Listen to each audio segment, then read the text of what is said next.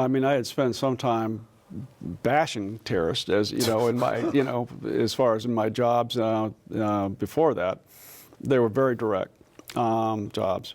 But I'd also spent a fair amount of time studying terrorism, both in school at Georgetown, later at Harvard. And I felt like intellectually I was prepared for a task of that nature. Now, interesting. What was the challenge is trying to figure out exactly what America wanted to do. I mean, we had some very broad statements from President Bush.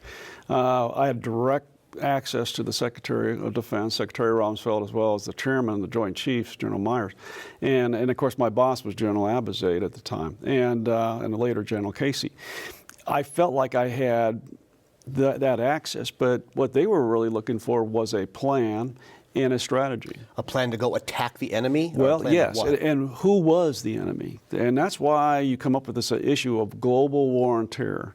I mean, it was very clear that the President and the Secretary of Defense saw a broader mission set than just going to Afghanistan and destroying or decimating the Al-Qaeda there.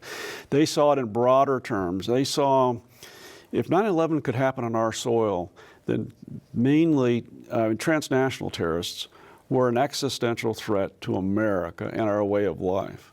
And the deeper that they got into it and the why of what happened, what was Osama bin Laden and his team there, what were they trying to do to America?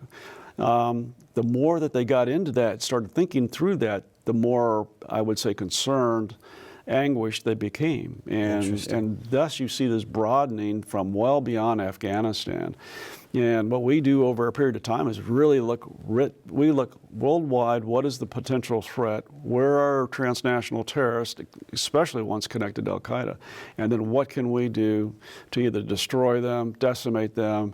At the same time, we're trying to think about how do you change the narrative?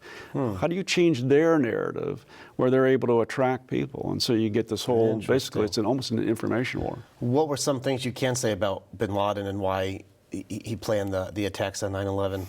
I think he was attacking our economy and our way of life is what he really wanted to have happen. There's a lot of concern. I mean, he basically, there's also a direct issue with Saudi Arabia that we don't want to get into a lot of detail on. But I think that what he saw is that if we would take a major role in that area of the world, that it would turn potential allies against us, the Saudis, the Gulfies, and things of that nature. But more importantly, he wanted to bleed us. He wanted to bleed our economy, and I think he was, in some cases, very wise as far as if you put on his sandals and his robe and things of that nature. He was no dummy. He was not a dumb person. Yeah, very intelligent person. He had long thought through this, and the whole movement had. So did 9/11 then, as I hear you speak, you studied it for years prior, I mean, obviously it's now in the spotlight, but was there not as much focus on global terrorism prior to 9/11, and the 9/11 was the catalyst that said, okay, these guys are the real deal? Yeah, no, there had been a lot of studies, and I had a lot of studies prior to 9/11 happening, and of course, Americans have to be led sometimes to a conflict. We don't generally, in spite of our reputation now over the last 20 or 30 years, habitually, if you look in history, we had to be led to it. I mean, Franklin Roosevelt had to lead America to get involved in World War II for sure. Interesting, right? Good point. And in this case, it's the very similar thing. If you go backwards and you think of the bombings that took place basically in Africa, Al-Qaeda sponsored. If you took a look at the Cole bombing, of the ship there and the port of Aden, those were all things coming along. And by then, Osama bin Laden had already gone on record publicly and said he's at war with America. But it took 9/11 for us to take that seriously. There were other, transnational terrorist units or groups throughout the world that were doing similar things. Indonesia, Bali, things of that nature that were, doing bombings and things of that nature.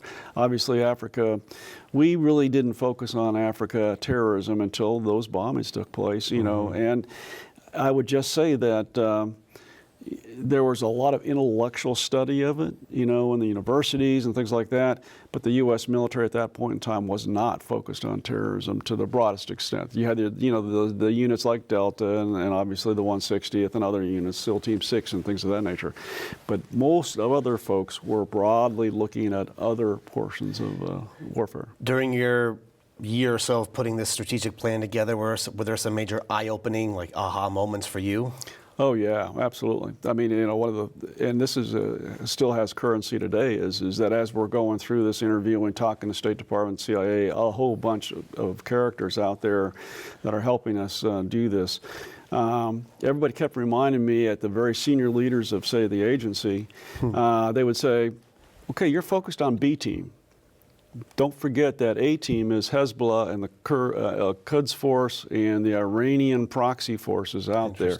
They're the A team. Watch them. And that was an aha moment, because we were going through this entire process of really focusing on transnational terrorism, but yet state-sponsored terrorism coming out of Iran. That our plans really didn't take that and direct that in any specific way that would have been notable at that time.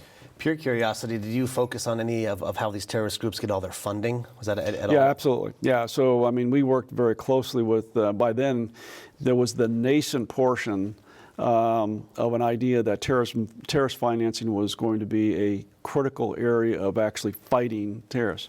And you see Justice and Treasury working together to set up basically an anti-terrorism financing outfit that's actually trying to follow the money. Interesting. And so, you know, in fact, a good friend of mine, Juan Zarate, eventually takes that over, and then eventually goes and works for the White House on counterterrorism. But absolutely, financing was considered early on as an area to work on. It took a while, though, to operationalize that. And then how about something, like, I think you briefly touched on about understanding their ideals and their core beliefs. Did you try to tap into that as well? Yeah, absolutely. And so state stands up this whole thing. I mean, the military really didn't see that as something that, you know, we would use our units, you know, either psychological warfare units really, or information warfare units. We didn't see that as our place, but we clearly saw that as trying to coordinate that. And so state takes that on as a major issue. And then later on, when I'm at the National Counterterrorism Center, they're up and running. Now, I got to say, in hindsight, we were less than successful, right? If you look backwards at that, I mean, we have not been as successful as I know all of us thought we could be in doing that, countering the message of terrorists.